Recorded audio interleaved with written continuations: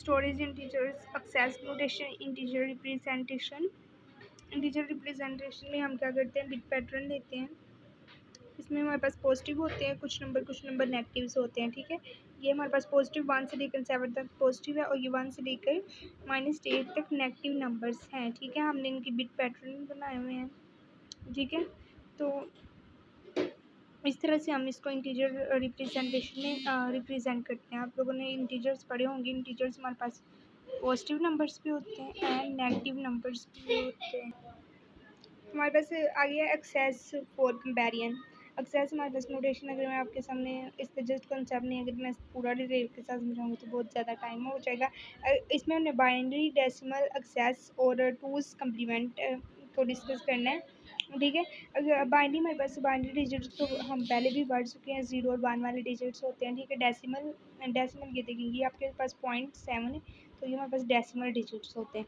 अगर हमने इसके एक्सेस निकालनी हो तो हम 6 को माइनस करते हैं 4 के साथ, तो वो हमारे पास 2 कहलाएगा, ठीक है। अगर हम इसमें 3 + 4 कर दें तो 7, वो हमारे पास डेसिमल होगा, और यहाँ से हम डेसिमल और एक्सेस दोनों निकाल सकते हैं, ठीक है। और ये हमारे पास -1, -2, -3, -4 ये इसके कम्प्लीमेंट्स हैं। अगर आपने पीछे इनको आप लोगों को याद करना पड़ेगा, ठीक है। इसी तरह से आपको पता चलेगा कि -1 किसके इक्वल है, -2 फिर -3 किसके इक्वल है, ठीक है। आगे स्टोरिंग रेडिक्स। रेडिक्स को हम स्टोरिंग करते हैं, इसमें फ्लोटिंग पॉइंट नोटेशन को हम यूज़ करते हैं, ठीक है। हमारे पास जो ये इंपॉर्टेंट एमसीक्यूज़ के लिए रेडिक्स जो होता है हमारे पास, इसमें साइन बिट होती है, एक्सपोनेंट होता है, मिंटीसा। मिंटीसा बहुत ज़्यादा मेन पॉइंट होता है। साइन बिट में हमारे पास सिर्फ पॉजिटिव नंबर्स होते हैं, ठीक है। और ये 1 1 0 है, ये एक्सपोनेंट हमारा होगा, और ये मिंटीसा होगा, ठीक है। ये हम इस तरह से बिट पोजीशन को शो करते हैं, ठीक है। आगे हमारे पास अगर हम 6 में से 4 को माइनस कर दें तो वो हमारे पास 2 एक्सेस पॉइंट नोटेशन कहलाएगी, ठीक है। अगर अब हमने इसको लिखना है, हमने क्या करना है, 2 10 1 0, हमने मिंटीसा की अगर वैल्यू लिखनी है 1 0, और उसके 2 डिजिट्स के बाद हम पॉइंट लगाएंगे डेसिमल, ठीक है। तो ये 11 हो जाएगा, ठीक है। तो ये इस तरह से हम इसको शो करेंगे। आगे हमारे पास एग्जाम्पल टू रेट्रीवर डाटा।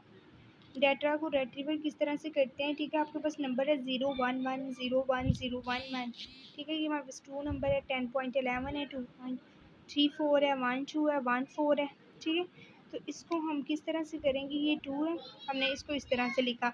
लेकिन जो हमारे पास फ्रैक्शनल में नंबर्स होते हैं उसको हम किस तरह से करते हैं, 1/2 है, 1/4 है, 1/2 + 1/4, इसका एलसीएम लेंगे, ये हमारे पास 3/4 आया।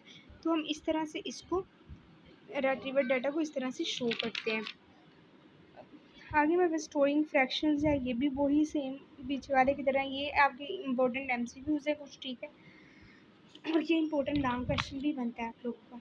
आगे ट्रंक्शन एरर्स, कुछ ट्रंक्शन एरर्स भी होते हैं, ठीक है। इसमें ट्रंक्शन एरर्स आपके पास क्या होता है, जैसे कि फॉर एग्जांपल आप लोगों का 1 1 0 1 0 1 1 0 है, ठीक है। 1 0 मेरे पास क्या होता है, 1 होता है, 1 0 1 1 0 1, लेकिन ये 10 होता है, ठीक है। 1 1 10 होता है, लेकिन हम यहाँ पे 10 ना लिखें, हम लोग बस यहाँ पे 0 लिख देते हैं, ठीक है। तो ये 1 जो होता है हम इसको लॉस्ट कर देते हैं, लोस्ट बिट में हो जाता है, उससे हम कहते हैं ट्रंकेशन एरो है, इसको हम इस तरह से ठीक कर लेते हैं, ठीक है। आगे प्रिमिटिव मेथड होता है, इसको ट्रंकेशन एरो को हम किस तरह से हल करते हैं। प्रिमिटिव मेथड होता है, हम इसके यूनिट्स चेंज कर सकते हैं, ठीक है। और न्यूमेरिकल एनालिसिस हम इसको, ये इसके एक इम्पोर्टेंट शॉर्ट क्वेश्चन बनता है और एक इम्पोर्टेंट। आगे हैंडलिंग ट्रंकेशन एरर्स, कुछ आप लोगों को एग्जांपल्स दी हुई हैं, उन्होंने आप लोग किस तरह से हैंडल उसको कर सकते हैं, जिस तरह से मैंने आप लोगों को बता दिया हुआ है, ठीक है, सारा प्रोसेस। आगे 29 वाला डाटा कंपेरिजन टेक्निक। इसमें लॉसलेस डाटा होता है और में लूज़ डाटा होता है, ठीक है। कुछ डाटे को हम लूज़ कर देते थे, कुछ डाटा जो होता है वो लूज़ नहीं होता, ठीक है। तो ये आप लोग एक जस्ट रीडिंग करेंगे, आप लोगों को समझ आ जाएगी, ठीक है। आगे मेरे पास जो अगला है कंप्रेसिंग इमेजेस। कंप्रेसिंग इमेजेस में इसमें इंपॉर्टेंट एमसीक्यूज हैं और जस्ट शॉर्ट क्वेश्चन है, ठीक है। इतना इंपॉर्टेंट नहीं है लॉन्ग क्वेश्चन के लिए, ठीक है। तो आप लोगों ने बस इसकी भी जस्ट रीडिंग करनी है, ठीक है। आप लोगों ने इसको इतना ज़्यादा नहीं करना। आगे 31 है topic number compressing audio and video, MPEG और MP3, ठीक है। MPG हमारे पास होता है motion picture expert group lead by ISO, ठीक है। MP3 इसमें होता है और इसमें MPEG होता है। इसमें हम ऑडियो वगैरह पिक्चर्स वगैरह को जो है ना वो डाउनलोड कर लेते हैं। ठीक है, इसका सारा प्रोसीजर मैंने स्टेप बाय स्टेप आप लोगों को दे दिया। वर्किंग किस तरह से करता है MP3 MPEG, क्या टेक्निक होती है इसके पीछे। ठीक है, इसको भी आपने जस्ट रीड करना है और आपको याद हो जाएगा। ठीक है, मैंने इस तरह के नोट्स बनाए, जहाँ पर कंसेप्ट की ज़रूरत हो रही है वो मैं आपको दे रही हूँ। ये बहुत ज़्यादा इंपॉर्टेंट टॉपिक है शॉर्ट क्वेश्चन के लिए भी और MCQs के लिए। What is CPU? CPU क्या होता है?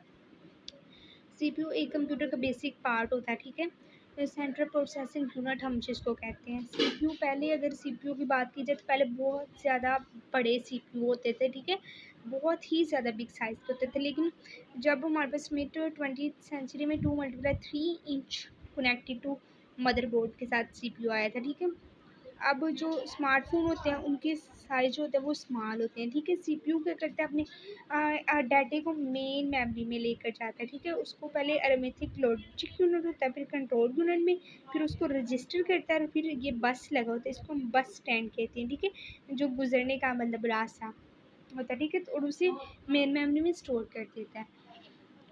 आगे CPU कंपोनेंट्स ALU CU ये सारा आप लोगों ने पढ़ लेना है बस जस्ट। आगे 33 है स्टोर्ड प्रोग्राम्स। इसमें ये छोटा सा टॉपिक है शॉर्ट क्वेश्चन के लिए, ये भी आप लोगों ने जस्ट पढ़ लेना है। आगे आर्किटेक्चर फिलोसफीज मशीन इंस्ट्रक्शन, ये इंपॉर्टेंट है थोड़ा सा, इसको आप लोग शॉर्ट क्वेश्चन के लिए प्लस लॉन्ग क्वेश्चन के लिए लेकिन इसमें भी समझाने वाली कोई चीज़ नहीं है। इसमें दो बेसिक मशीन इंस्ट्रक्शन है, एक डिस्क है और एक सिस्क है। ठीक है, सिस्क जो है वो ज़्यादा मतलब अच्छे से वर्क करता है, मतलब वो एक्सपेंसिव होता है ज़्यादा। ठीक है, क्योंकि उसकी जो होती है कैपेबिलिटीज़ ज़्यादा होती है। और डिस्क जो होता है वो मतलब ये आईफोन्स वगैरह में इस्तेमाल होते हैं, फ़ोन्स वगैरह में, लैपटॉप्स में वगैरह में। ठीक है, अगर फॉर एग्जांपल आप एक अच्छा लैपटॉप लेंगे उसमें सिस्क यूज़ होगा। अगर आप एक नॉर्मल सा मोबाइल लेंगे तो उसमें रिस्क यूज़ होगा। अगर आप एप्पल वालों का मोबाइल लेंगे या फिर ओप्पो वगैरह वालों का तो उसमें सिस्क यूज़ होगा। ये इसका होता है कंपेरिजन। ठीक है, इसको आप एक दफ़ा पढ़ेंगे तो वो आप लोगों को समझ आ जाएगी बात। ठीक है, आगे हम अगर चलें थोड़ा सा मैथ के नोट्स हैं। आगे machine instruction categories, machine instruction categories क्या होता है? डाटा ट्रांसफ़र ग्रुप होता है, अरिथमेटिक लॉजिक ग्रुप होता है, कंट्रोल ग्रुप। इसको मैंने पीछे भी डिस्कस कर दिया होता है आपके। पहले हम क्या करते हैं, किस तरह से डाटा ट्रांसफ़र होता है, पहले हम CPU और मेमोरी के दरमियान किस तरह से हम ट्रांसफ़र डाटा करते हैं। ठीक है, पहले उसको रजिस्टर करते हैं मेमोरी में, फिर उसको आगे इंस्ट्रक्शंस देते हैं कि वो डाटा को स्टोर करे। ये देखिए फॉर एग्जांपल ये बना हुआ है, इसमें हम क्या करेंगे, रजिस्टर करेंगे, प्रोग्राम सेंटर में जाते हैं, इंस्ट्रक्शन देते हैं रजिस्टर की और फिर हम मेन मेमोरी में उसे सेव कर देते हैं अपने डाटा को। तो यही सारी चीज़ें इन्होंने यहाँ पे समझाई हुई हैं। ये आपको मैंने तकरीबन 9 मिनट्स पे मैंने आपका 10 मॉड्यूल्स क्लियर करवा दिए हैं और इसके नोट्स भी मैं वीडियो की डिस्क्रिप्शन में दे दूँगी, आप वहाँ से जाकर डाउनलोड कर सकते हैं। Thank you very much. Please channel को सब्सक्राइब ज़रूर कर दिया करें और वीडियो को लाइक ज़रूर कर दिया करें और इसके तमाम नोट्स हासिल करने के लिए सब्सक्राइब